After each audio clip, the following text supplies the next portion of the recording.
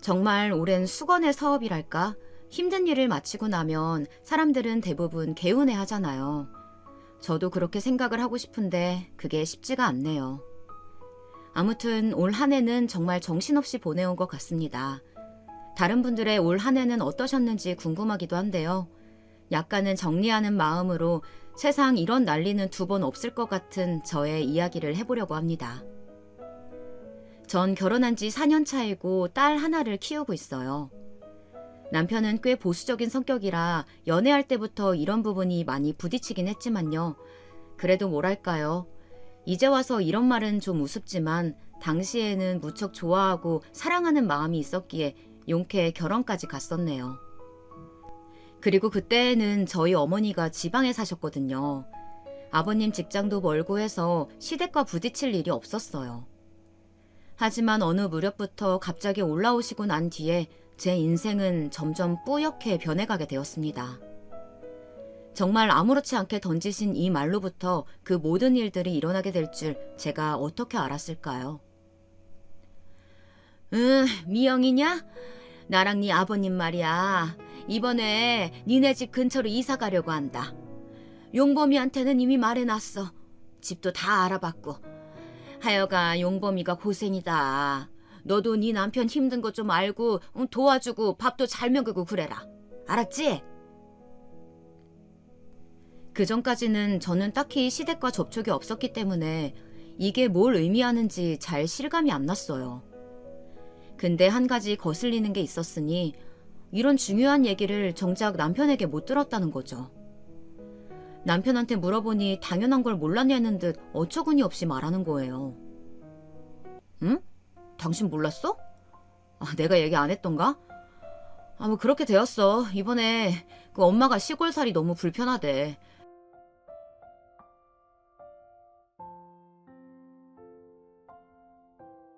차에 와서 같이 지내고 싶다잖아. 잘 됐지 뭐. 나도 요 근래 집 알아봐드리느라 바쁘긴 했어. 근데 이거 좀 이상하지 않나요? 저에게 얘기했다고 해놓고 집 알아보러 다닌 건 본인 퇴근 후에 바쁘게 돌아다녔으면서 말이에요. 그때마다 저에게 회식이다 뭐다 이래저래 말하면서 늦었던 것에 대해서 별 생각이 없어 보이더라고요.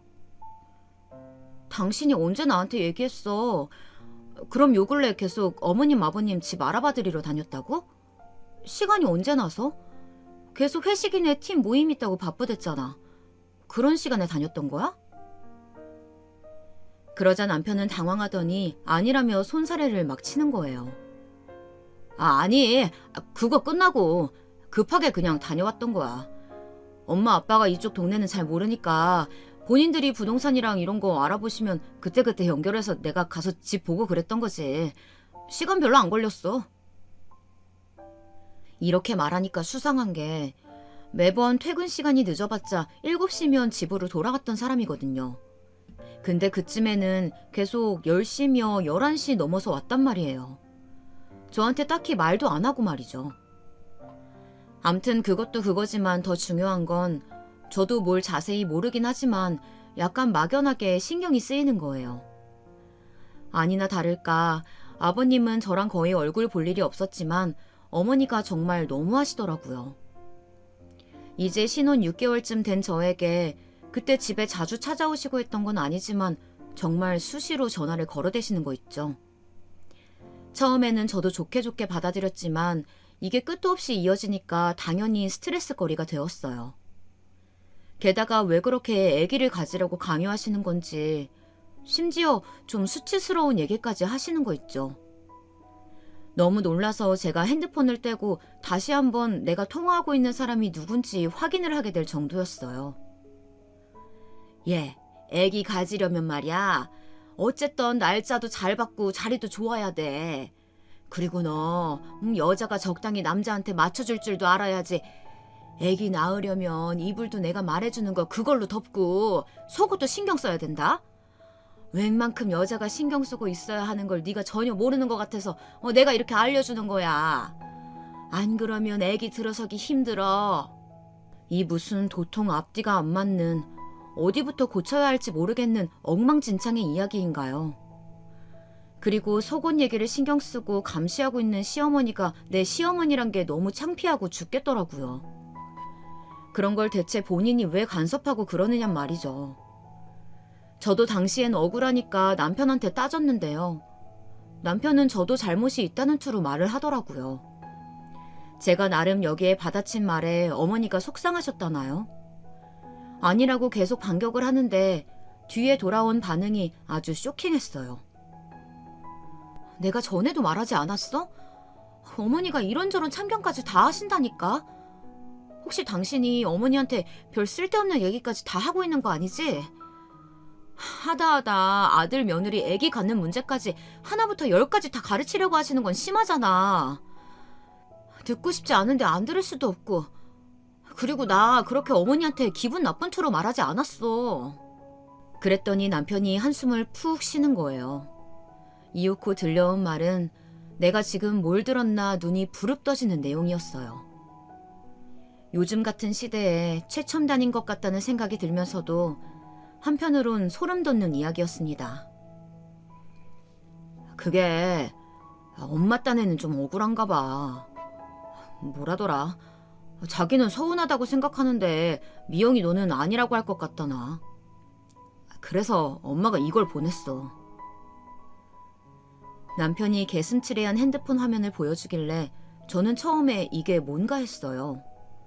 며느리랑 통화하는데 기분이 나빴고 며느리가 퉁명스럽게 말 안 했다고 발뺌하는 것 같아서 보낼 만한 게 대체 뭘까요? 한 2, 3초 생각하면서 봤는데 글쎄 어머니가 카톡으로 말이에요. 저희 남편한테 저랑 통화한 내용을 녹음해서 보내신 거예요. 와, 진짜 저만치 발끝부터 해서 머리 위까지 소름이 쭉 타고 올라오는 게 느껴지더라고요. 이게 뭐야? 나랑 통화한 걸 녹음? 녹음하셨다고? 그걸 오빠한테 또 보내? 아니 왜? 남편은 저의 반응을 보며 이럴 줄 알았다는 듯 머리를 감싸쥐더라고요. 그봐. 지금 그게 중요한 게 아니잖아. 엄마 딴에는 억울한 거야. 뭐 엄마가 나쁜 뜻을 갖고 녹음했겠냐? 예전에 엄마가 집주인한테 당한 게 있어서 그때부터 습관적으로 자동 녹음을 하시거든. 이번에 엄마가 꽤 화가 나셨는지 이 통화 내용 좀 들어보라고 자기가 뭘 그렇게 잘못했냐고 하시더라. 자기도 한번 들어봐. 본인이 뭐라고 했는지. 그러면서 녹음 재생 버튼을 누르는데 여보세요부터 시작해서 정말 제 목소리가 주르르 흘러나오더라고요. 와, 진짜 기가 막히고 똥을 쌀 노릇 아닌가요? 왜 자기 엄마가 제 목소리 녹음한 건 아무렇지 않게 이유가 있다는 듯 말을 하고 제가 좀 기분 나쁜 듯 탁탁 대답한 건 그렇게 죽일 만한 잘못이냐고요. 잠깐만. 이게 말이야, 뭔가 이야기의 순서가 잘못됐다고 생각 안 해? 어머니가 왜 이런 걸 상대 동의 없이 마음대로 녹음을 하셔? 나는 그런 상황도 모르고 이렇게 녹음당해서 내 목소리가 당신이며 여기저기 퍼지고 있는 거잖아. 또 어디에 보내셨다는 건데? 이때 남편은 순간 당황했는지 우물쭈물 거리더라고요. 아니 뭐 엄마가 보낼 데가 어디 있겠어. 뭐 기껏해야 나나 아버지 그리고 더해봤자 이모 정도겠지. 여기서 정말 빈정이 확 상하다 못해 소름이 돋는 게 어찌 복구가 안 되더라고요. 잠깐 일단 그거 꺼봐. 뭐라고? 당신은 그게 아무렇지도 않아? 당신이 우리 엄마랑 통화한 거 우리 엄마가 여기저기 동네방네 퍼뜨리고 다니면 그게 아무 일이 아니게 되는 거야? 사위랑 통화한 거 동의 없이 몰래 녹음해서 내가 필요할 때 쓰면 되는 거냐고. 남편은 여기서 또 답답하다는 듯 왜 사건의 본질을 파악 못하냐며 외려 저를 가르치려 들더라고요. 답답해. 지금 그거부터 짚어야 된다고? 우리 엄마 애지간히 억울한 일 아니면 이렇게 안 해. 혹시나 몰라서 며느리한테 서운한 거 내가 대뜸 자기 부인 편부터 들까봐 어머니가 이렇게 녹음해둔 거라잖아. 그 말 들으니까 내가 얼마나 엄마한테 죄송하고 짠하게 느껴졌는지 아냐? 하나밖에 없는 아들이 장가가서는 자기 부인 편들고 엄마 멀리할까봐 그러셨다는 거잖아. 그 말만 봐도 내가 평소에 얼마나 너를 챙기고 잘하는지 충분히 알 수 있을 거 아냐. 와, 이렇게 되니까 정말 사람 머리가 돌아버릴 것 같은 거예요. 이걸 뭐 가스라이팅, 세뇌라고 하던가요? 분명히 잘못한 건 저쪽인데 남편은 명백히 제가 잘못인 것처럼 녹음당한 일을 만든 제가 잘못이며 어머니가 불쌍해 죽겠다는 투로 결론을 내리더라고요. 이날 당연히 이 싸움은 해결되지 않고 저와 남편 서로의 응어리가 아주 크게 자리 잡았고요. 남편이 자기 엄마한테 전화해서 다시는 녹음 같은 거 하지 말라고 끝을 내긴 했어요. 하지만 이후로 저는 어머니가 제일 우선적으로 소름 돋고 싫게 느껴졌어요. 그 다음으로 남편에게도 기본적인 신뢰감이 생기지 않더라고요. 그렇게 좀 소원해지기도 했고 서먹서먹하던 차에 남편이 또 눈치는 빨라가지고 이런 분위기를 금방 알아차리더군요. 이런 흐름을 갖고 더 오래 가면 안 된다고 자기도 뭘 느끼기는 했던 건지 한동안은 어머니와의 왕래 없이 지내게 되었어요. 전화도 안 걸려오고 집에 오라 가라 아니면 본인이 오겠다고 하는 연락도 일체 없더군요. 그러니까 저는 기분이 풀리면서도 한켠에 더 불쾌함이 크게 남는 거예요. 이렇게 하려면 할 수 있었던 건데 안 했던 건가? 그런 생각이 들더라고요. 그렇게 몇 개월쯤 지나고 나서 저와 남편 사이에 아이가 들어서게 되었고요. 이상하게 저는 초기부터 몸이 무척 좋지 않았어요. 빈혈이 너무 심해져서 길 가다가 주저앉기도 하고 막달로 갈수록 그렇게 코피가 나더라고요. 뚝뚝 떨어지는 코피를 보니 겁이 나기도 하고 어찌 보면 남편이랑은 임신했던 기간이 제일 애틋했던 것 같아요. 임신하고 힘든 걸 본인 눈으로 보니까 좀 더 저를 안타까워하고 챙기는 것 같기도 하더라고요. 그런데 말이에요. 참 뭐랄까, 여기 같이 듣고 계시는 시어머니들께는 정말 죄송한 말씀입니다만, 아니, 적어도 여기 같이 사연을 들어주시는 어머님들은 그런 시어머니가 아니실 거라고 믿고 얘기해 봅니다. 본인이 시집살이를 당했을 때를 생각하면서 들어주시면 감사할 것 같아요. 아무튼 말이에요. 제가 내린 기준으론 시어머니에게는 어떤 틈도 줘서는 안 된다는 거예요. 조금이라도 잘해드리려고 한다던가 혹은 남편과 잘 지내고 있다던가 이런 인상을 줘서는 안 돼요. 그 틈을 비집고 들어와서 어떻게든 내가 이들 사이에서 뭔가 얻을 게 없나 대접 받아먹을 게 없나 귀신같이 살펴대시더라고요. 자세히는 모르겠지만 어머니랑 그때 연락을 거의 안 하고 있었고 막달 다가오니 아버님이 전화하셔서 용돈도 보내주신다고 하고 요때는 참 요상하게끔 사이가 좋은 편이었단 말이에요. 이런 흐름을 아마 본인 남편이신 아버님으로부터 들으셨던 건지 정말 오랜만에 어머니로부터 단독 전화가 걸려왔더군요. 저는 어머니로부터 전화가 걸려오면 일단은 무조건 긴장을 해요. 싫어서 그렇기도 하지만 또 말없이 녹음하고 앉아있을 걸 생각하니 말 한마디 한마디 조심하게 되더라고요. 그렇게 경계하고 기를 쓰고 있음에도 불구하고 이날 저는 또 이성을 놓고 어머니에게 화를 퍼붓게 되었어요. 졸지에 아주 버릇없고 싸가지 없는 며느리가 되어버린 거예요. 결과적인 부분만 놓고 보자면 말이에요. 이걸 갖고 어머니는 아버님한테 울며 불면서 서럽다고 하시고 저는 간만에 전화해서 며느리 안부 묻는 시어머니를 내친 못된 아내가 되었어요. 한번 들어보실래요? 예, 너 이제 곧 있으면 애기 나온다며? 어쩜 그렇게 얼굴 한 번을 못 보냐? 남들은 요즘 뭐 초음파니 뭐니 해서 손주 손녀 사진도 미리 보고 그런다던데 너는 그런 것도 안 갖고 와? 아, 그게 사진을 찍긴 찍었는데요. 제가 지금 막달이 다 돼서 몸도 안 좋고 좀 힘들어요. 어머니 나중에 애기 낳고 찾아뵐게요. 요즘 날씨도 너무 춥고 장 보는 것도 힘들어서 밖에 잘 못 나가요. 여기까지 말할 때에도 썩 기분이 좋지 않아서 빨리빨리 말하고 끝내려고 하는데 어머니가 좀처럼 놔주지를 않는 거예요. 그래놓고선 대뜸 아기를 어떤 방식으로 낳을 건지 묻는데요. 그걸 어머니가 아닌 제가 낳는 건데 왜 본인이 궁금한 걸까요? 그러냐? 아 맞다. 너 말이야. 아기 어떻게 낳을 거야? 설마 제왕절개 할 건 아니지? 너 절대 그렇게 해서 나오면 안 된다. 내가 요즘 TV 보니까 그 유명한 의사가 나와서 그러더라. 제왕절개에서 애 낳으면 애가 그렇게 비실대고 아프대. 나와서 면역도 하나도 없고 말라 죽는다고 그런다더라. 그냥 엄마 편하려고 대뜸 수술 날짜 잡고 그러면 안 돼. 알았지? 여기서 또 저는 발끈할 수밖에 없었던 게 저는 수술 날짜를 잡아두고 기다리던 중이었거든요. 하지만 굳이 시댁에는 알리고 싶지 않아서 제가 아기를 언제 어떻게 낳겠다는 얘기는 전혀 안 하고 있었어요. 아무런 연락도 없다가 굳이 수술 날짜 며칠 앞두고 이렇게 전화를 걸어온 걸 보니 또 뭔가 남편이 말을 잘못 틀렸나 싶기도 하고 짜증이 났어요. 결국 저는 본래 일정을 말해버리게 되었고요. 저기 어머니, 실은 저 이미 제왕절개 일정 잡혀 있어요. 몸 상태가 워낙 안 좋으니까 의사 선생님도 권유하셨고 저도 그렇게 하는 게 맞을 것 같았고요. 그냥 그렇게 해서 잘 나을게요.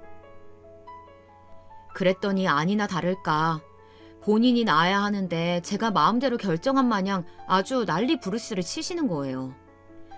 야야야, 얘가 미쳤어. 실컷 말했는데 사람 말을 아주 귀떡으로 듣고 있네.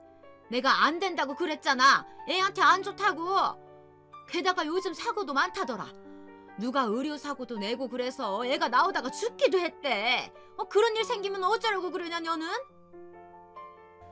이 말을 들으니까 안 그래도 출산 앞두고 고민 많은 임산부한테 정말 이러실 일인지 너무 화가 나고 짜증스럽더라고요. 제 몸 하나 챙기기도 힘들어하는 저한테 이렇게까지 얘기하실 일인가요? 저는 안중에도 없고 나타가 어떻게 되던 말던 애기 얘기만 하시는 어머니에게 너무 화가 났어요. 그러니 당연히 제 딴에도 이리저리하게 할 말이 많아지더라고요. 어머니, 애기는 제가 낳는 건데 제 몸은 그럼 어떡해요? 의사가 산모도 건강하고 아기도 건강할 수 있는 방법을 알려준 건데 왜 그걸 갖고 그렇게 화를 내세요? 불만이 있으시면 어머니가 의사한테 가서 말씀을 하세요. 제가 선택한 방법이 아니라 의사가 권유한 거고요. 용범 씨도 이미 다 알고 있다고요. 정말요. 저 요 말만 이렇게 하고 어영부영 전화를 끊었거든요. 근데 어머니는 이 말 때문에 그날 너무 화병이 나서 잠도 못 주무셨다는 거예요. 아버님한테도 울며 불며 전화해서 못 살겠다고 내가 며느리한테 이렇게 무시당하고 산다고 통곡을 하셨다더군요. 그 말은 누구한테 들었게요? 바로 저랑 같이 사는 이 남자, 제 뱃속에 있는 아기 아빠인 남편으로부터 들었답니다. 이런 모든 역할은 다 물리치고 지네 엄마 아들인 역할 하나만 있는 사람처럼 말을 하더라고요. 아니, 당신도 진짜 답답해. 엄마 성격 몰라? 엄마 그냥 저렇게 말하고 나면 잊어버리잖아. 다음에 아무렇지 않게 봐도 되는데 왜 자꾸 말 꼬투리를 하나하나 다 잡아서 일을 크게 만들어. 엄마 서럽고 속상하다면서 잠도 못 잤다고 난리야. 아빠도 지금 좀 화나 있으신 상태고. 어른이 그런 말 한두 마디 할 수 있는데 우리처럼 젊은 사람들 눈치를 보게 해야겠어? 저는 이때 뭐라고 따지고 싶었는데요. 저도 참 애지간히 스트레스가 많았나 봅니다. 이때 몸이 안 좋아서 몇 마디 대꾸도 못하고 속으로 끙끙 앓다가 그만 저녁 때 응급실에 실려가고 말았어요. 남편은 그제서야 저한테 지 엄마 편을 들어가며 해대던 모든 총질을 그만두고 본인이 이 여자의 뱃속 아기의 아빠라는 사실을 그제서야 자각했는지 의사 선생님한테 된통 혼이 났어요. 산모가 이렇게 저렇게 힘든데 어쩌고 하면서 아주 속 시원히 제 할 말을 다 해주셨고요. 남편은 그제서야 깨갱거리면서 제 눈치를 좀 보더라고요. 저기, 당신 괜찮아? 원래 예정일보다 그래도 아주 조금 빠른 편이라고 하시니까 내가 잘못했어. 이제 이런 거 신경 쓰지 말고 애기만 보자. 미안해. 이런 사과 따위 귀에 하나도 들어오지 않을 정도로 저는 몹시 힘들었고 그렇게 우여곡절 끝에 너무나 생고생을 해가면서 아이를 낳게 되었어요. 그리고 몸조리를 하고 아기랑 집에 돌아와서 있을 때에도 어머니는 연락 한 번도 안 해보시더라고요. 우리 친정에서는 벌써 몇 번이나 왔다 갔다 할 동안에도 정말 자기 손주가 태어난 것에 대해 조금도 관심 없는 사람처럼 보였어요. 오죽하면 제가 한번 남편에게 물어보기까지 했다니까요. 남편은 눈치를 보더니 또 이딴 말을 하는 거예요. 엄마가 그때 일로 아직도 기분이 안 풀렸나 봐. 물론 내가 애기 사진 보내드리고 있고 그걸로 매일 보고 있기는 하셔. 당신도 아무래도 신경이 좀 쓰이는 거지? 그럼 더 시간 끌지 말고 엄마한테 전화 한번 드려봐. 엄마 아주 좋아하실 거야. 와, 이건 무슨 혹 때려다가 혹 붙인 것도 아니고 말이에요. 물론 제가 혹을 때려던 상황은 아니었지만 그냥 너무하다 싶어서 물어본 거예요. 근데 대뜸 왜 제가 화를 풀어지는 입장이 되어야 하는 건지 모르겠더라고요. 어머니 본인은 저한테 그따위로 해놓으시고 왜 제가 걷어들이고 사과를 해야 하냐고요. 꿋꿋이 전 하지 않았고 그러고 몇 달쯤 지났을까요? 어머니가 또 대뜸 호통을 쳐가면서 전화를 하시더라고요. 그땐 놀랍지도 않았고 그냥 저도 적당히 무시하게 되었어요. 야, 너는 어쩜 애가 그렇게 독해 빠져가지고 손주를 낳아가지고 할머니 한번 보여줄 생각을 안 하냐? 내가 전화를 안 하면 안 하는 거야? 진짜 살다 너같이 막대 먹은 애는 내가 정말 처음 본다. 거짓말이 아니고 진짜야. 너 같은 애는 처음 본다고. 뭘 그렇게 거짓말이 아니라는 걸 계속해서 강조하시는 건지 어지간히 거짓말을 많이 하셨거나 아니면 당하고 사셨나 보더라고요. 그때부터 아기를 본다는 핑계로 우리 집을 드나들기 시작하시더라고요. 자기도 그냥 오기 좀 눈치가 보였는지 먹거리 같은 것들을 들고 오시긴 했었어요. 하지만 저라고 이게 반가울 리가 없잖아요. 와서 본인이 우리 집 여기저기를 보시더니 대뜸 이런 소리를 하시는 거 있죠. 여기 딱 김치 냉장고 하나만 있으면 되겠다. 우리 옆집 아줌마네 며느리 집에 놀러 갔는데 거기 보니까 시댁에서 김치하면 싹 다 그리로 보내더라고. 아주 잘 됐지 뭐야. 한 집에만 있으면 김치 둘 곳도 없고 다 썩는데 며느리네 보내서 좀 여기저기 갖고 챙기게 해야지. 그 김에 우리 손주도 보러 자주 오고 그러면 얼마나 좋냐? 대체 뭐가 얼마나 좋다는 건지 무슨 어머니 기준에만 좋은 그런 끔찍한 말씀을 하시는 건지 모르겠어요. 어머니는 꼭 자기 듣기 좋은 거 본인 유리한 것만 골라가지고 오시더라고요. 그러더니 저보고 김치냉장고 주문하라고 명령을 하시지 뭐예요. 제가 왜요, 어머니? 저희는 김치 그렇게 많이 필요 없어요. 지금 냉장고도 이미 꽉 차 있고 얼마 안 있으면 애기 이유식도 준비해야 해서 그걸로도 충분히 쓸 공간 많은데요. 그리고 저희 집 주방 얘기를 왜 어머니랑 상의해야 하는 건지 잘 모르겠네요. 그러자 어머니는 또 도끼 눈을 획 뜨시더니 그냥 논리가 하나도 안 맞는 말을 퍼부어 대시더라고요. 솔직히 본인도 말해놓고 무슨 소린지 모르지 않을까요? 왜 창피한 걸 모르는지 알다가도 모르겠어요. 얘 봐라. 김치 같이 해서 나눠 먹는 사이에 그건 아니지. 여긴 아들 집이고 내 집이고 내 아들도 우리 집에 아직 지지처럼 드나드는데 그걸 내외할 일이냐? 아니 더도 말고 덜도 말고 한 대만 사라는데 그게 뭐가 어때서? 돈이 없어 뭐가 없어? 뭐 내가 얼마 챙겨주리?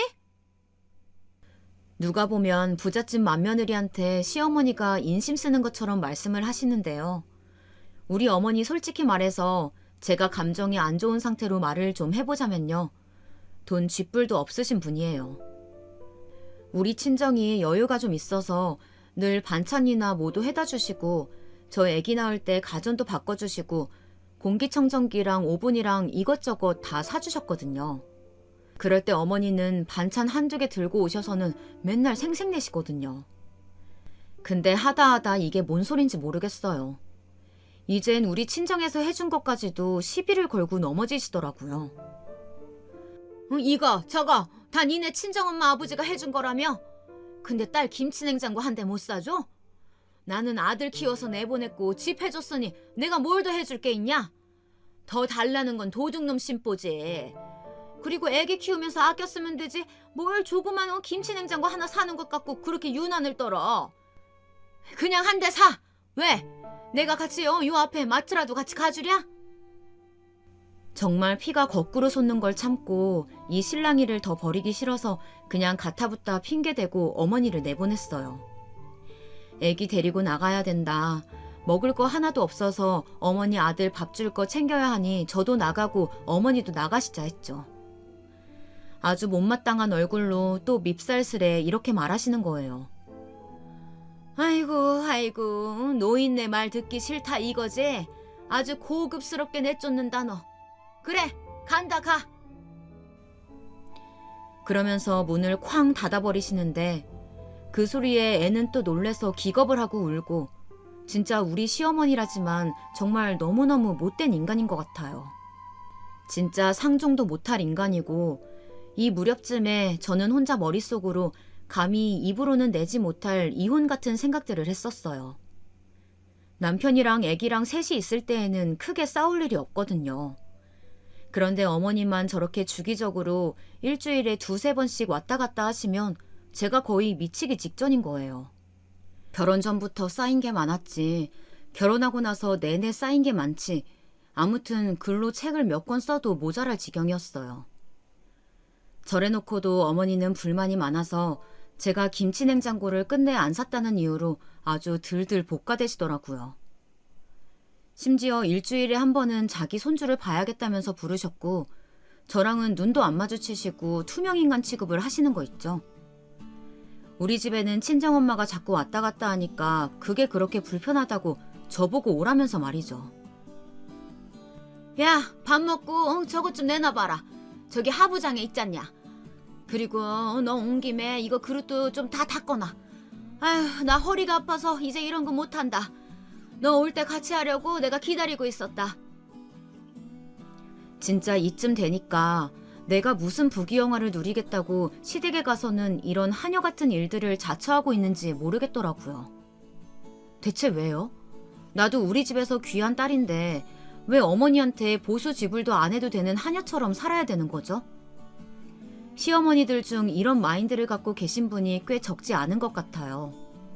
저도 가끔 여기 사연 듣다 보면 며느리의 시간이 자기 건 줄 알고 막 쓰려고 하시는 분들이 많아서 듣다 저도 우리 어머니 생각에 사연을 보내게 된 거거든요. 아무튼 어머니의 이 골 때리는 행보는 이제부터 시작이었답니다. 하도 불러대서 시켜대는 통에 제가 어머니 댁에 가는 걸 그만둬버렸거든요. 그랬더니 전화로 이제 막 뭘 시켜대는 거 있죠. 처음에는 남편 통해서 조심스럽게 하시는데 싶더니 그게 몇 번 들어드렸다고 대놓고 저한테 전화를 하시는 거예요. 야, 우리 집 다리미가 잘 안 된다. 이거 싼 거 사서 그런 것 같아. 너한테 사달라는 거 아니고 내가 돈 줄 테니까 네가 인터넷으로 좀 찾아봐라. 젊은 며느리 뒀다가 뭐에다 쓰냐? 다 그런 데 쓰는 거지.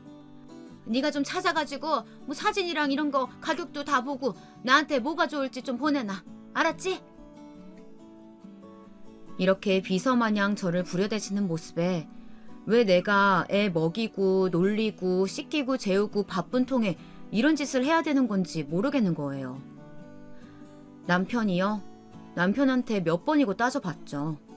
하필 이 인간이 정말 말 같지도 않게 바쁠 때라서 집에도 잘 없을 때였어요. 그러더니 점점 싸울 일만 늘어나더라고요. 어머니는 자기 자식네 부부 사이가 어떤지도 모르고 눈치 없이 계속 전화해서 인터넷 주문이며 공과금 납부 같은 걸 어렵다고 자꾸 시켜댔어요. 아유, 이번에 요금이 너무 많이 나왔어. 이거 네가 구청에다가 전화해가지고 좀 따져봐라. 왜 그런 건지 나도 모르지. 모르니까 너한테 부탁하는 거 아니냐. 잔말 말고 전화해서 알아놔. 나 지금 시장 가야 돼. 끊어. 솔직히 말해서 이건 그냥 며느리 골탕 먹이겠다는 거 아닌가요? 신데렐라에 나오는 계모들 수준으로 일을 시켜먹고 아무런 대가를 안 주고 있는 건 정말 너무한 거죠. 그리고 우리 어머니 툭하면 본인이 집을 사줬다고 하시는데 결혼하고 나서 알았어요. 어머니 아버님이 대주신 건 단독 1억이며 나머지는 남편이 아주 허리가 끊어지도록 여기저기 대출을 받았다는 걸 말이에요. 그래놓고 결국 그 돈을 갚아가는 건 부부인 우리인데 아들이 진 빚은 생각도 없으시더라고요. 심지어 우리 친정에서 가전 몇 개를 바꿔줬다는 걸 남편에게 들으셨는지 어떻게든 여유 많은 사돈으로부터 뭔가를 더 빼먹을 궁리만 하시는 거예요. 이런 상황들을 좀 남편과 얘기도 하고 싶고 싸우고 싶은데 인간이 이제 머리도 커지고 약삭 빨라져서는 집에 잘 들어오지도 않는 거 있죠. 전 점점 지치기 시작했어요. 제가 무슨 한부모 가정도 아닌데 홀로 아이 육아도 다 하고 시어머니 심부름까지 해대고 있으니 참 죽을 맛이었죠. 그리고 너무 웃긴 게 말이죠. 이런 명칭을 붙이기 좀 뭐하긴 하지만 사기꾼들 있잖아요. 처음에는 돈 제때제때 갚고 신뢰를 쌓아가다가 나중에는 된통 돈을 까먹고 안 주거나 사라지지 않나요? 참 외람된 말일지 모르겠지만 우리 어머니가 딱 그 신세더라고요. 저한테 그렇게 인터넷으로 뭐 시켜달라, 휴지 시켜달라, 건강즙이며 뭐며 해달라고 돈 준다고 하시더니 초반에는 30만 원, 50만 원씩 보내주셨어요.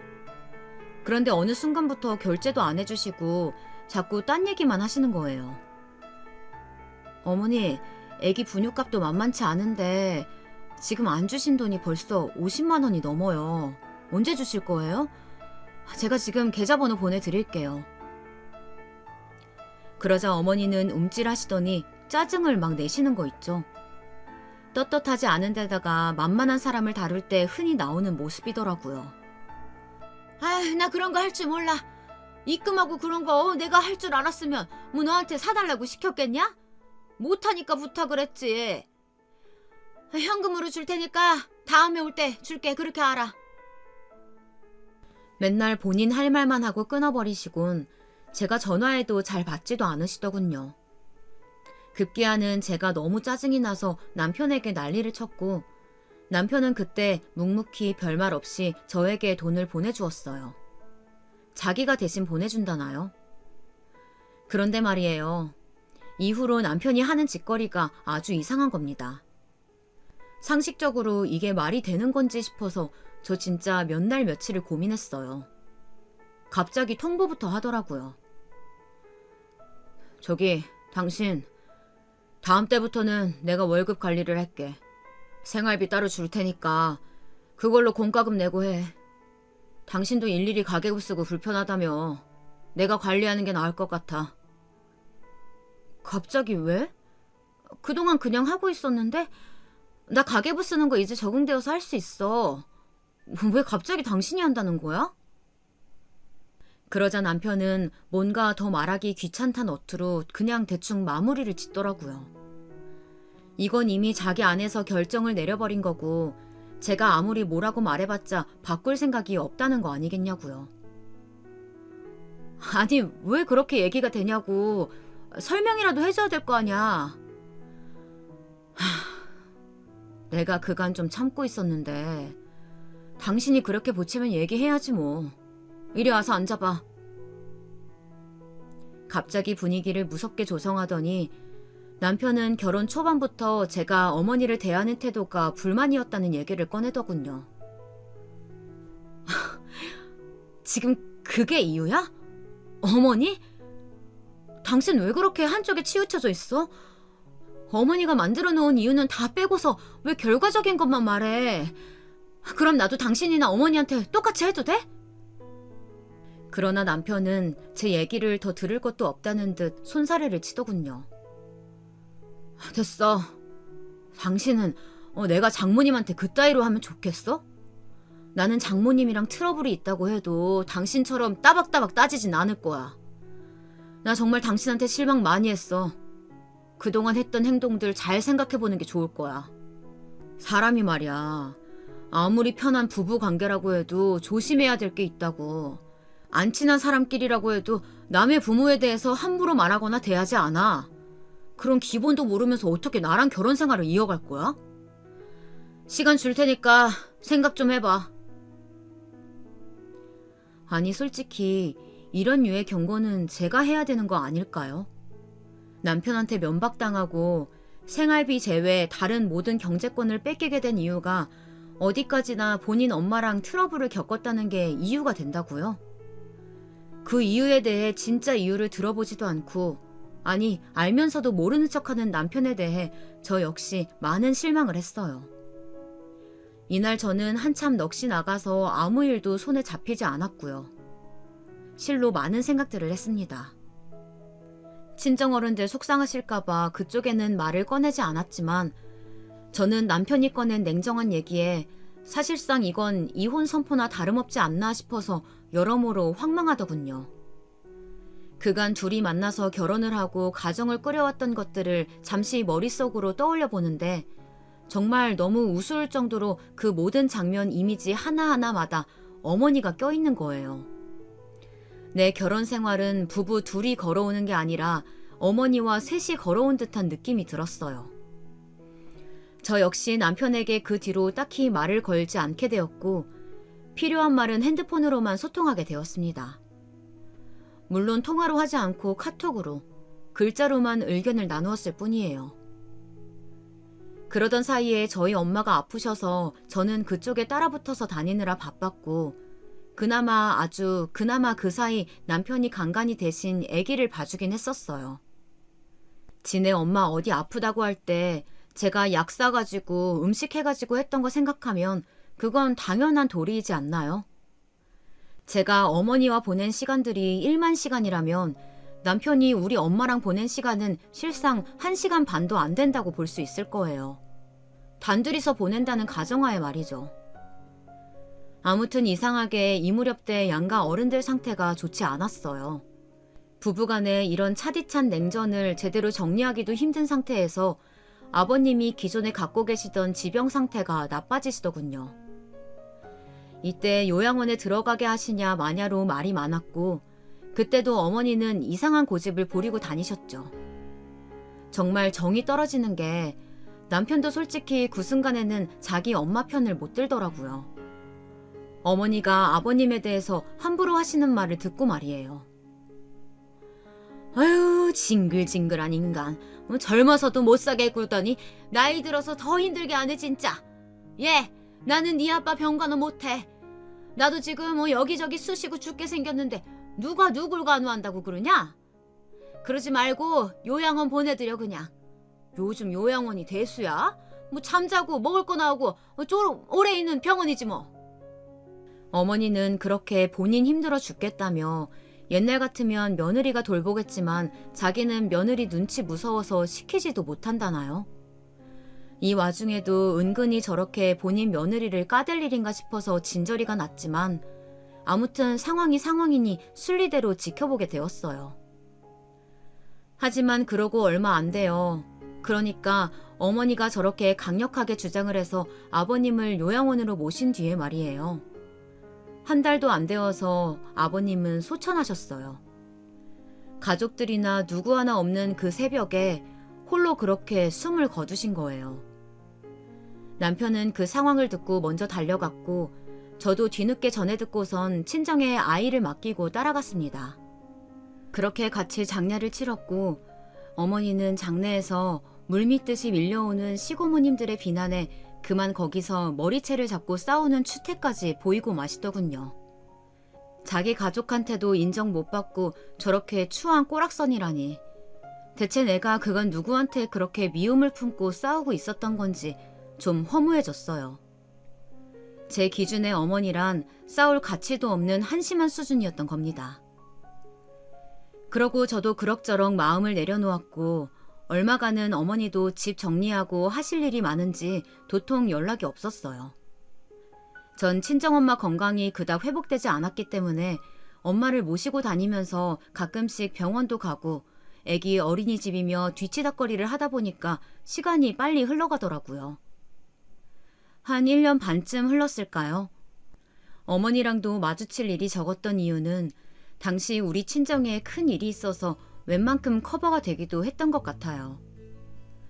물론 그 외에도 많은 일들이 있긴 했지만 제가 지금부터 말하려는 일보다 심각한 건 아니라서 그냥 넘어가려고 합니다. 일단은 이 집에는 애초에 제가 시집 왔을 때부터 제사라는 것은 하지 않았던 집이에요.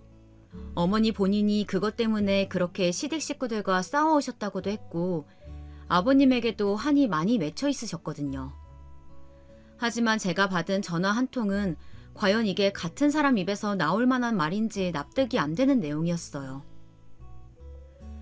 그러니까 무슨 말인지 알았지? 이제 아버님 제사를 지낼 생각이라 이거야. 살아있을 때 잘해줘야지 이런 거 해서 무슨 소용이냐는 말도 있지만 그것도 다 모르는 소리들이야. 젊었을 때야 다들 철이 없으니까 그렇게들 말하지. 지들이 나이 들어보라고 다들 그렇게 자기 제사 지내줄 거 기대하게 된다니까. 하여간 설명은 더 길게 할 거 없고 너는 알아들었을 거라고 믿고 제사 준비해야 되니까 그렇게 알아라. 응? 생전 지내지 않았던 제사를 아버님이 돌아가시고 난 뒤에 돌연 지내자고 하는 걸 어떻게 받아들일 수 있을까요? 저의 일정과는 전혀 상관없이 어머니는 멋대로 제 시간을 본인이 쓸 수 있는 재산인 양 계산기를 마구 돌리시더군요. 화가 머리끝까지 났지만 침착하게 말을 했어요. 저 어머니, 말씀은 알겠는데 이건 너무 갑작스럽고요. 저도 사정이 있어요. 아시다시피 저희 엄마 재활치료 때문에 병원도 왔다 갔다 하셔야 되고 그걸 제가 해야 돼서 이렇게 날짜를 촉박하게 말씀해 주시면 도와드릴 수 있는 게 하나도 없어요. 마음 같아서는 진짜 거의 욕에 비슷한 말이 나갈 수준이었지만 최대한 고르고 억누르면서 제 할 말을 차분히 했어요. 왜냐면 어머니는 뭘 하건 간에 아들이 말리건 어쨌건 이 통화 내용을 또 녹음하고 있을 게 뻔하니까 말이에요. 그런데 어머니는 아주 가관인 말을 하시더라고요. 그렇게 애틋하시면 아버님 살아계실 때 본인이 부인으로서 잘하실 것이지 돌아가시겠다는 억울한 모함까지 받으며 본인 시누이들한테 머리까지 뜯겼으면서 왜 저 난리인지 모르겠어요. 야! 죽은 사람 제사 지내는데 지금 그게 대수야? 니네 엄마만 아파? 나도 아파. 그리고 말이야, 니네 엄마도 참 그래. 결혼해서 딸 시집 보내고 애까지 놓았으면 이제 그만 놔줘야지. 툭 하면 어디가 아프다 뭐가 어쨌다 계속 부르고 끌고 다니면 좋대? 이제 너네 집 사람이니까 놔줘야 될 것 아니냐고. 정말 이때 속 안에 가득 찬 말들, 아니 입 밖으로 당장 나갈 수 있게 준비된 말들이 한 100마디는 되었을 거예요. 어머니한테 갖은 불만을 다 쏟아내려면 얼마든지 할 수 있었지만 제 안에서 어머니는 너무나 가치 없는 사람이라고 여긴 지 좀 되어서 그런지 이도 저도 다 싫더라고요. 그래서 저는 어머니가 뭐라 하시던지 말던지 얼버무려서 끊어버리고 제사일도 가지 않았어요. 남편도 그날 뭐 늦게 갔다나요? 아무튼 자식 하나 없이 외동 아들뿐이면서 뭘 그렇게 욕심을 부리고 제대로 하려고 하셨던 걸까요? 나중에 저에게 돌아오는 소리, 그러니까 본인 아들도 아닌 며느리한테만 아주 원망과 심술 섞인 소리를 가득 쏟아내시는데요. 사람이 한계라는 게 있잖아요. 저는 매일 한계를 넘었다고 생각했는데 제 안에 도저히 감당이 안 되는 궁극적인 한계가 또 있더라고요. 어머니가 그걸 건드려버리니 스스로 놀랄 정도로 폭발해버리고 말았습니다. 그리고 이제 모든 것은 되돌릴 수 없게 되었어요. 너 왜 이제 전화를 받아? 이날도 엄마 따라 병원에 갔다가 날선 어머니의 전화 속 목소리를 듣고 또 등줄기에 땀이 흐르는 게 느껴지더군요. 옆에 엄마가 들을까봐 조용히 대답을 하고 있었지만 결국 저도 병원 한가운데서 소리를 내지르게 되었어요. 저기 어머니, 저 지금 저희 엄마 모시고 병원에 와 있어요. 급하신 거 아니면 나중에... 급한 거? 급한 거? 야! 네 눈엔 네 엄마만 인간으로 보여? 시애미는 인간도 아니냐? 이러다가 네 시애미 아무도 없는 데서 쓰러져 죽으면 어쩔 거야? 다짜고짜 이게 뭔 개소리인지 감도 잡을 수가 없었어요. 제가 심각한 표정으로 목소리를 줄이며 전화를 받으니 엄마도 제가 왜 이러나 싶어서 어리둥절한 얼굴로 쳐다보시더군요. 내가 이 나이에 이 몸 끌고 이 짓거리를 해야겠냐? 아이고 그거 내가 진짜 너 때문에 명이 다 줄어들고 이러다 단명하겠다. 아주 생 죽을 소리를 쥐어짜면서 저에게 욕을 해대시는데 제 목소리 볼륨을 줄인다고 해봤자 이미 어머니 목소리도 옆자리에 앉은 사람까지 다 들릴 정도였어요. 어머니, 무슨 영문인지 잘 모르겠는데 설명을 좀 해주세요. 정말 이때 속에 끓어오르는 분노를 어거지로 우겨놓고 대답을 했어요. 하지만 어머니도 정말 적당하게 오기를 부렸어야지 선을 넘어버리면 쥐도 물어버린다는 사실을 모르셨나 봐요. 네가 안 도와주고 이 노인네 혼자 제사하게 했잖아. 내가 아주 네 시아버지 볼 면목이 없다. 용범이도 와서 아주 기가 막혀 하더라. 며느리라고 하나 있는 게 정말 지 주제도 모르고 아주 천하의 불효막심한 년 같으니라고. 네? 불효... 아니 제사가... 와... 어이가 없어서 어머니 잠시만요. 이때부터 저는 눈에 뵈는 게 없어서 목소리를 원래대로 해서 말을 하는데 어머니는 정말 폭주 기관차처럼 막 물밀고 들어오는 거예요. 너 때문에 내가 지금 다 죽게 생겼어. 혼자 제사 준비한다고 그 높은 데서 그릇도 꺼내고 하루 종일 전 지지고 볶고 네 때문에 허리 나가가지고 나 알아 누워. 이제 응급실 신세 져야 한다고. 그러면서 세상에나 말이에요. 대뜸요. 우리 엄마를 욕하는 게 아니겠어요? 이 정신 나간 노인네가 말이에요. 누구 엄마가 나이살 처먹어가지고 아직도 딸한테 우쭈쭈 어부바에서 다니고 딸년 시집 보냈으면 그 집 귀신대라고 처분해야지. 교육을 그따위로 시키니까 집이 이 모양 이 꼴인 거야. 아주 돈 좀 있다고 돈 좀 만진다고 아주 시댁을 우습게 보고 지 딸을 쳐 끌고 다녀? 야! 돈 그렇게 많으면 어디 좀 화끈하게 써보라고 해. 어머니는 이쯤 되면 우리 엄마 들으라고 하는 말 같더라고요. 뭐가 그렇게 열등감이 있고 자격지심이 넘치는 건지 눈에 뵈는 것도 없는 장님 마냥 기함할 소리를 해댔어요. 어머니 뭐라고요? 다시 말씀해보세요. 우리 엄마가 뭘 어쨌는데요? 어머니는 제 말은 듣지도 않고 세상 퍼부을 온 저주를 정말 양껏 모아서 저에게 날려버리시더라고요. 진짜 부모의 원수도 이렇게까지는 안 하겠어요. 아버님 없이 혼자 살면서 며느리랑 연락도 잘 안 되고 심술도 못 부리니까 어딘가 미쳐버린 건가 싶더라고요. 하여간 전 이 말에서 결국 완전히 돌아버리게 되었습니다. 나 지금 허리 나가고 반병신 된 거 다 너 때문이야. 너 때문이니까 네가 치료비 내. 어디 굴러먹는 한의원에라도 가서 치료 받아야겠어. 네 집 잘 사니까 네 집 잘 산다고 너희 엄마가 우리 집 무시하니까 어디 그 잘 사는 돈으로 지랄 건 내놔봐라.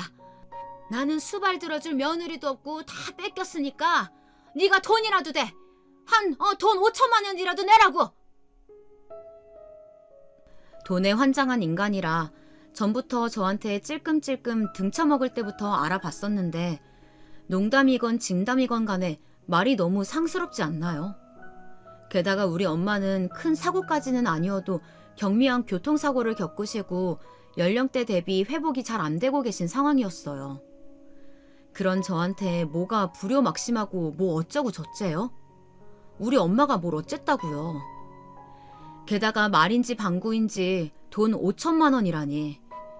어머니가 키우는 삽순이 개 이름도 아니고 이게 뭔 개소리인가 싶었어요.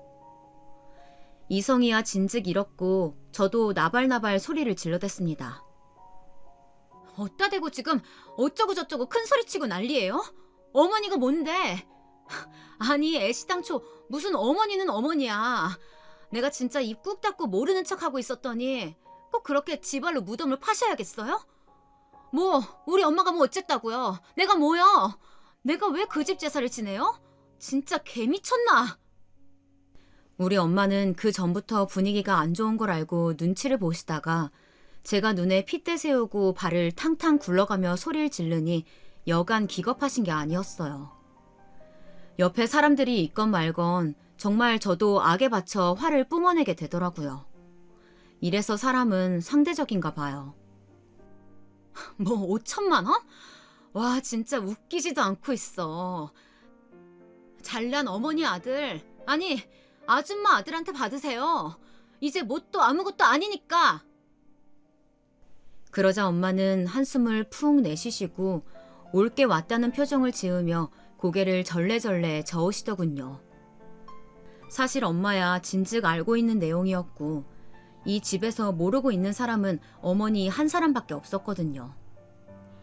제가 뒤늦게 말을 하는 얘기지만 그 사이 저와 남편은 이혼을 했어요. 공식적으로 조용히 각자 치를 거 다 치르고 조용히 갈라섰어요. 그런데 말이죠. 물론 당연히 전 양가에 알릴 생각이었지만 남편이 굳고 반대랄까? 아니 사정을 하면서 빌더라고요. 제가 일방적으로 이혼을 요구하고 그간 어머니로 인해서 받았던 스트레스며 정신과 상담 다녔던 거며 이것저것 말을 하니 한풀 자기도 꺾이긴 했더라고요. 게다가 애도 안 보여줄 지경으로 제가 밀고 나가니까 꼬리를 내리긴 했었어요. 하지만 다른 건 다 괜찮으니까 제발 하나는 자기 뜻에 맞춰달라고 사정을 하는 거예요. 좋아, 알았어. 그런데 일단은 우리 엄마한테는 좀 비밀로 하자. 내가 그거 하나만큼은 부탁할게. 그거 하나만 부탁하자. 우리 엄마 아버지 돌아가시고 보통 정신 아닌 것 같아서 그래. 엄마가 연락하거나 힘들게 하는 일 없도록 할 테니까 혹여나 만약에 연락이 닿는 날이 있어도 그냥 모른 척 해줘. 그거 하나만 제발 들어주라. 남편이 이렇게 쩔쩔매는 이유는 회사 어린 여직원이랑 놀던 걸 저한테 걸렸기 때문이에요. 뭐랄까 인과응보라고 하죠. 사실 아버님 돌아가시고 난 뒤에 오래지 않아서 우리가 이혼한 셈인데요. 남편이 그 당시 바람을 피웠던 건 아니에요. 좀 더 오래전에 제가 임신했을 무렵이니까 한참 전이었죠. 하지만 그걸 걸린 게 그 시점이었던 거예요. 정말 내키지 않는 이 집안의 며느리로서 나름 할도리를 다했던 저에게 한 달쯤 지나 눈으로 직접 보게 된 참상이 하나 있었답니다. 바로 남편이 제가 임신했을 무렵 회사 여직원과 여행을 다니고 연인 사이처럼 만나다 헤어졌다는 내용의 카톡 말이에요. 그걸 무려 그 여직원이 앙심을 갖고 어찌 제 번호를 알아냈는지 저한테 연락을 했더라고요. 정말 웃음도 안 나오는 아주 비참한 일이었어요. 그래서 저는 그제서야 비로소 뭔가를 깨달았어요. 아, 더 이상 이제 내가 이 인간과 함께 살 이유는 없다. 아니, 살지 않아도 되는구나 하고 말이에요. 증거가 너무 뚜렷했고 그동안 제가 결혼 생활 스트레스 받고 시달렸던 모든 내용까지 다 모아서 이혼을 요구했어요. 그러니 그 새심술 같은 고집에 지 엄마밖에 모르던 인간이 저렇게 순순히 이혼해주지 않았겠나요? 아무튼 그나마 이혼하는 마당에 지 엄마한테 비밀로 하는 거 하나만 지켜달라고 하더라고요. 길게도 아니고 딱 한 3년만. 그 안에 내가 정리할 테니까 제발 그 기간만이라도 봐줘. 어? 이렇게 사정을 하길래 저도 어머니한테 걸려오는 전화 몇 번 중 한 번은 받았던 거예요. 그런데 저런 꼴사 넣은 소리를 듣고 진심인지 몰라도 돈 5천을 요구하는 또라이 같은 소리를 듣다니요. 더 이상 저에게 자비가 없기에 본인 아들이 했던 짓거리와 이미 이혼을 해서 당신은 내 시어머니도 뭣도 아닌 그냥 모르는 아줌마일 뿐이라고 다 불어버렸어요. 알았으면 이제 전화하지 마. 이 미친 아줌마야. 진짜 보자 하니까 별 개 같은 게 진짜. 네 그 등신 같은 아들이랑 이혼한 지 1년이 됐다고. 못 알아들어? 뭔 말인지 몰라? 어? 진짜 이때 엄마 말로는 제가 너무 분을 쏟아내느라 머리에 피가 다 몰려서 시뻘겠다고 하더라고요. 그냥 제발 다 잊고 다시는 엮이지 말라며 걱정하는 엄마를 보니 하필이면 엄마 옆에서 그딴 인간 전화를 받아서 이렇게 풀어버린 게 조금은 속상하긴 해요. 그리고 그때 어머니, 아니, 그 아줌마의 반응은 그냥 어버버거리면서 입에 엿이라도 붙은 것처럼 말도 제대로 못하더라고요. 전 남편이 된 그 인간으로부터 왜 어머니한테 일찍 말을 했냐는 문자가 왔길래 이렇게 답했더니 쏙 들어가더라고요. 네 자식 어쩌다가라도 얼굴 볼 생각 없으면 더 주절거려봐. 하지만 볼 생각 있으면 좋은 말 할 때 입 닥치는 게 좋을 거야. 한 번만 더 그 할망구 목소리 내 귀에 들릴 일 만들면 너 지금 다니는 그 회사도 정리할 각오해. 어찌 보면 진작 이렇게 강대강으로 밀어붙일 걸 그랬나 싶기도 하지만 깨끗하게 뚝 갈라지듯 이혼해버려서 그나마 다행이라고 생각해요. 이제 이전 시어머니가 되어버린 그 작자, 그 미친 여편네는 제 인생에서 얼씬도 못하게 되었어요. 이미 이혼해버린 며느리를 붙잡고 그 난리를 쳐댔으니 허공에 발길질을 한 데다가 자기 아들이 편히 자식도 못 보게 만들어버렸으니 무슨 말을 더 하겠나요. 그 얼빠진 반응을 아직도 잊을 수가 없고 그렇게 며느리 부려먹고 남의 집 귀한 딸 눈에 피눈물 흘리게 만든 시어머니란 것들은 이혼으로 제대로 당해봐야 돼요. 전 복합적인 이유로 이혼했지만 아무튼 다 끝내버려서 후련합니다. 이제 좀 간만에 제 인생이라는 것이 눈에 보이고 살아갈 맛이 나네요. 그럼 모두들 제 이야기 들어주셔서 감사합니다. 다들 건강하세요.